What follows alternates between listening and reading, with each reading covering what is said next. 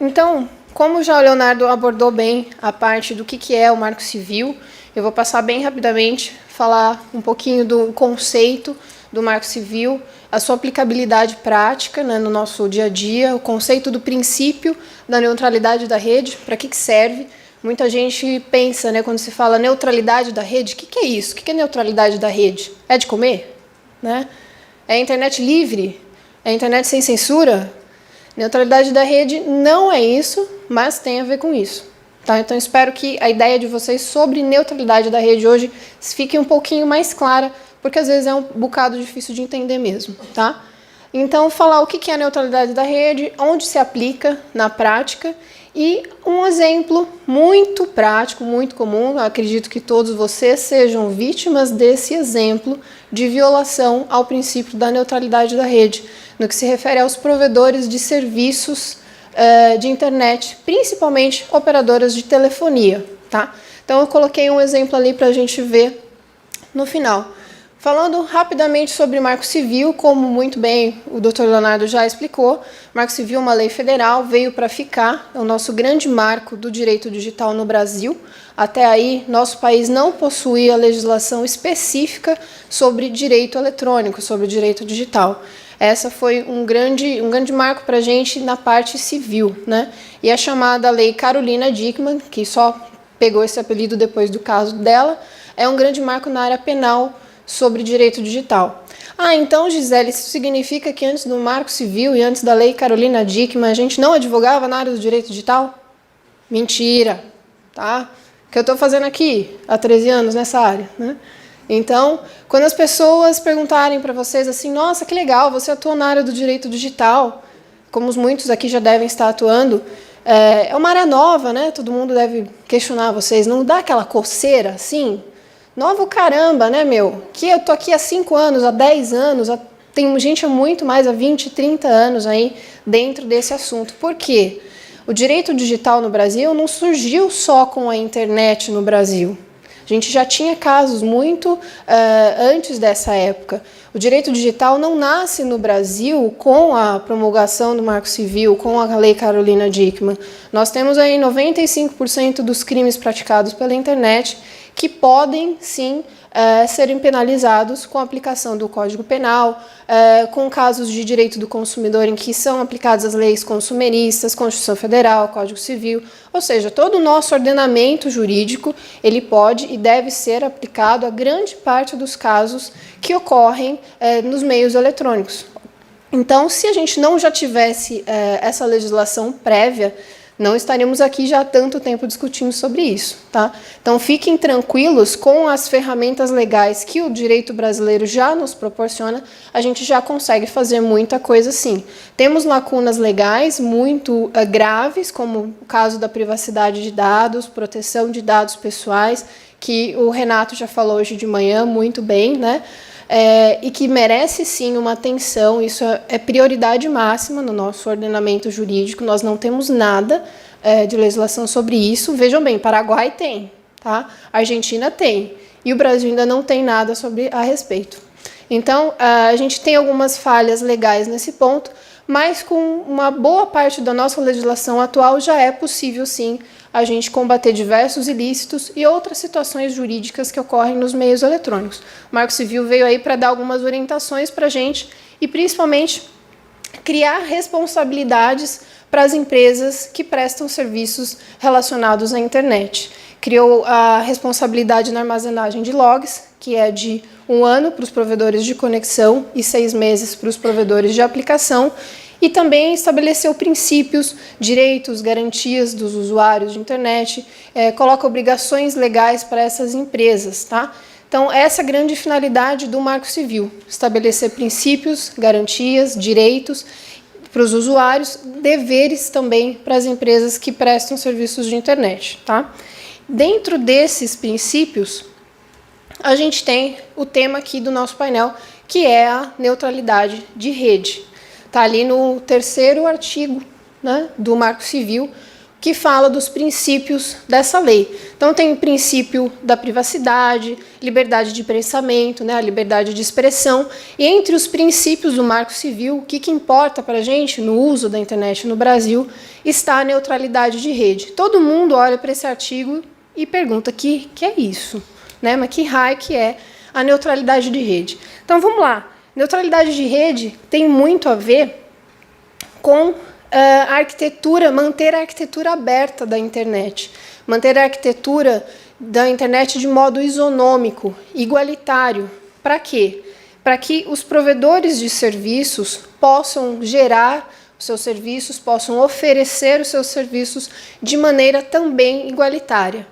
Peraí, Gisele, eu não entendi o que você está falando. Então, 5 horas da tarde, né? Vocês já estão cansados, vamos sair do juridiquês. Então, vamos trocar em miúdos. Na prática, o que seria a neutralidade de rede? As empresas que oferecem serviços de internet não podem discriminar pacotes de conteúdo. Não podem discriminar conteúdos que trafegam na internet por origem desse conteúdo, usuário, tipo, dados, voz. Isso significa que uma operadora de telefonia, exemplo prático, não pode diferenciar pacotes de dados, que seria sua navegação online no seu celular, de pacotes de voz, as suas ligações. E também outros tipos de pacote de outro conteúdo, como, por exemplo, WhatsApp. Quem já não viu aí vários anúncios de operadoras de telefonia ou de TV a cabo que oferece um acesso limitado à internet, mas para determinado serviço oferece um acesso limitado. Você tem o WhatsApp grátis, mas você tem uma internet de 50 gigas. Ué, para e pensa. Ah, que legal, eu posso falar à vontade pelo WhatsApp e eu tenho uma limitação de internet. Não, isso não é muito legal. Sabe por quê? Pensa só, se a sua operadora consegue diferenciar o que você faz via WhatsApp do que você faz via navegador de internet, eles estão diferenciando o seu tráfego, o seu uso de internet por tipo de pacote, por conteúdo. E isso é uma violação ao princípio da neutralidade da rede. Isso é uma forma de discriminação de conteúdo. Eles deveriam oferecer esses serviços de modo igualitário, tá? É isso que não pode ocorrer na prática. A gente não pode diferenciar pacotes de dados, pacotes de voz, pacotes de telefonia. Tô vendo um monte de gente com uma cara assim, porque é exatamente o contrário que acontece na prática, tá? Então, o princípio da neutralidade de rede, ele deveria ser cumprido, deveria ser mantido. Para quê? Qual a aplicabilidade disso, né? Para que isso deveria existir na prática? Porque manter a neutralidade de rede, não só no Brasil, em qualquer país, é muito importante. Para manter essa arquitetura aberta da internet. A internet tem uma arquitetura aberta, ela precisa ser aberta e ser igualitária, para que as pessoas possam postar os seus conteúdos, produzir o seu material de modo igualitário. Você não deveria ser boicotado pelo Facebook quando você sobe um vídeo ali via YouTube. Vocês já fizeram isso? Testem. Pega um vídeo qualquer, um link do YouTube, e joga no seu perfil do Facebook. Só sua mãe e você vão curtir isso, tá? Quase ninguém interage com links do YouTube que você coloca no Facebook. Isso é um pequeno exemplo. Por quê? Essas empresas, elas não são parceiras. O YouTube é do Google e o Facebook é do Zuckerberg, né? Então, são empresas diferentes, não fazem parte do mesmo grupo econômico e, obviamente, uma vai boicotar o serviço da outra. É o que o Facebook, na prática, faz com conteúdos que vêm de streaming via YouTube. E isso acontece com outros serviços, o Skype versus o WhatsApp, serviços de streaming de som, né, de áudio, como o Spotify. Um serviço acaba boicotando a transmissão do outro serviço concorrente. Isso está acontecendo e vai sempre acontecer enquanto a gente não criar meios para parar essas violações ao princípio da neutralidade da rede. Quando nos Estados Unidos falaram que iria acabar a neutralidade da rede, ninguém aqui falou nada. Ninguém se preocupou, não houve nenhuma discussão. E isso pode impactar muito os usuários da internet no Brasil. Por quê? Os brasileiros consomem muito conteúdo que vem dos Estados Unidos. Netflix, Spotify, o próprio YouTube, as séries produzidas diretamente para YouTube, muito conteúdo chega até nós por conta de empresas de streaming americanas. E se acabar a neutralidade de rede nos Estados Unidos, isso vai impactar diretamente o Brasil, mais ainda. Hoje em dia, com a arquitetura aberta da internet, qualquer pessoa aqui, qualquer advogado, pode criar uma fanpage do seu escritório no Facebook e ter ali como um meio para a divulgação do seu trabalho. Qualquer pessoa pode fazer isso. A internet hoje, com essa arquitetura aberta, ela permite que o usuário, que antes era somente um receptor de conteúdo, se torne também um emissor de conteúdo, um emissor de informação. Você tem o seu perfil nas redes sociais, você cria blogs, você posta conteúdos, materiais, você divulga o seu trabalho, você usa todas as ferramentas da internet de modo aberto, gratuitamente, na grande maioria, e igualitário. E se acabar o princípio da neutralidade da rede, ou se ele não for cumprido devidamente, vai haver essa prevalência de um serviço, de uma tecnologia da internet, em detrimento da outra. E isso acarreta diretamente, né, um impacto muito grande na expressão do indivíduo, na sua liberdade de expressão, nos seus direitos e garantias fundamentais. Olha só o que um princípio da neutralidade da rede, que a gente no início não sabia muito bem o que né, acaba impactando na voz que cada cidadão tem para transmitir o seu conteúdo ou divulgar o seu próprio trabalho na rede. Então, a internet tem essa arquitetura aberta e deve se manter assim para garantir a autonomia das pessoas e o livre discurso. Tá?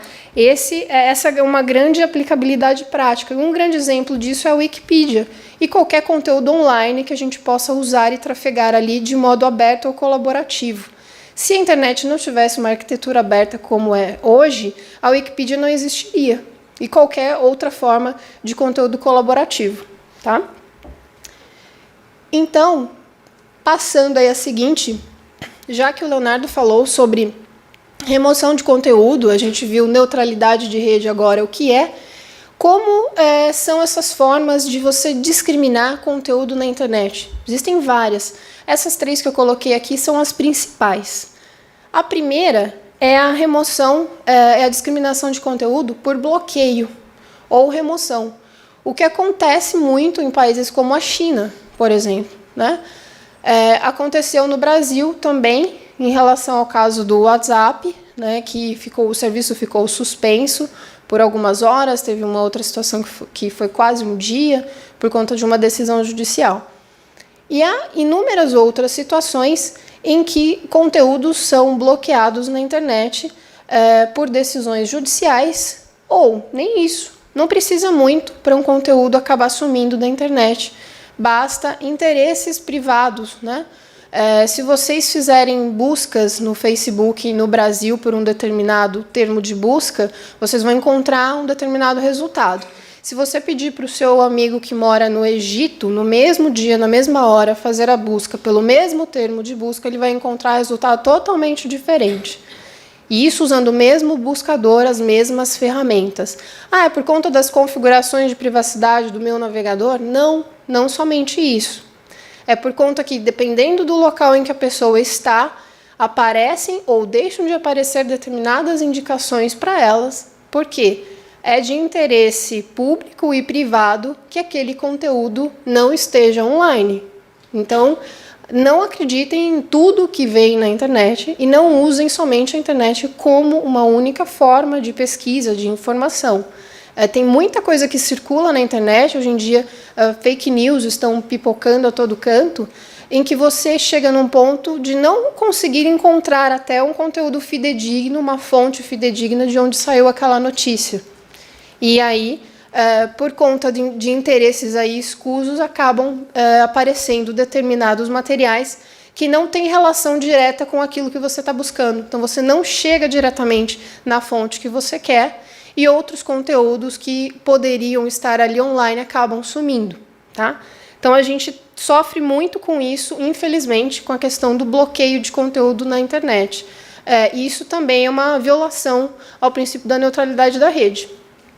Um outro caso, um outro exemplo de violação a esse princípio é a discriminação por velocidade. A internet no Brasil é super rápida, né? Isso a gente sabe que é uma ironia constante, não sei exatamente o dia em que ela será rápida em qualquer lugar, né? Então, a discriminação por velocidade acontece muito e independe do local em que você está. Tem serviços que acabam boicotando mesmo uma plataforma diferente que não seja da mesma empresa. A gente sente essa diferença na navegação quando você está usando um serviço de um concorrente dentro de uma plataforma avessa a isso, né? Então, se você tentar ver um vídeo do YouTube dentro do Facebook, você pode ter certeza que ele não vai carregar muito bem, ele vai travar. Isso não é porque só o seu 3G está ruim, é porque o Facebook está boicotando o conteúdo do seu concorrente ali. Então, acontece muito disso dentro da dinâmica da web, de empresas concorrentes acabarem diminuindo a velocidade de tráfego da plataforma da sua concorrente, tá? E o terceiro, a discriminação por preço, também é uma forma de violação do princípio da neutralidade da rede. Essa forma de violação é que acontece com todo mundo aqui, quem tem telefone celular, quem tem TV a cabo, então sabe muito bem dessa situação, que é o que eu citei para vocês logo no começo. E eu trouxe aqui até um exemplo para vocês de uma operadora de telefonia. Muitos devem reconhecer aí. Eu tirei o nome por questões óbvias, né? Não vamos criar problemas. Mas igual a essa operadora de telefonia, todas as outras fazem promoções parecidas. Todas as outras operadoras de TV a cabo também fazem algo parecido, que é o quê? Oferecer algum serviço ilimitado. Nesse caso aí é o WhatsApp. E a internet é limitada. As ligações ali também são limitadas. Depende. Mas a partir do momento em que você tem um serviço que ele tem uma prevalência, no caso o WhatsApp, que é ilimitado, a operadora acaba fechando a torneira ali para você na parte da internet. Coloca um pacote de dados limitado para você. Isso é prejudicial porque eles estão, então, sabendo que tipo de conteúdo você está usando mais ou menos. Então, eles conseguem diferenciar o que você trafega via WhatsApp do que você trafega via simples navegação no seu celular. Isso é prejudicial. Se eles conseguem identificar esse tipo de uso que fazemos da internet no nosso telefone, pode ser que eles consigam identificar até o tipo de conteúdo que trafegamos no nosso celular, nos nossos dispositivos móveis, qualquer um por aí, tá? Então, esse é um exemplo de violação ao princípio da neutralidade da rede que a gente vê e sente na prática, tá? Quem nunca sofreu aí com o problema de ficar sem crédito no celular, quem usa celular pré-pago, de repente você está usando o seu telefone e simplesmente acabou a sua franquia, o seu pacote de dados sem nenhum aviso, né? Ou está acabando o seu pacote de dados da sua assinatura de telefonia móvel, a sua linha, e as operadoras acabam então diminuindo a velocidade da sua navegação. Seu 3G fica lento, né? É uma forma de discriminação por velocidade. Então, a gente sofre na pele, como consumidor, várias violações a esse princípio da neutralidade da rede. Então, quer dizer, ele é cumprido no Brasil? Neutralidade de rede existe ou não existe, né? Eu vou passar a bola para o Pedro, que vai falar na sequência. Então, agora vocês têm uma ideia do que é neutralidade de rede, o que isso afeta na nossa vida, por que é importante nós termos a neutralidade da rede sendo cumprida no Brasil. E aí fica a reflexão para você se a gente tem, de fato, neutralidade de rede aqui ou não, tá?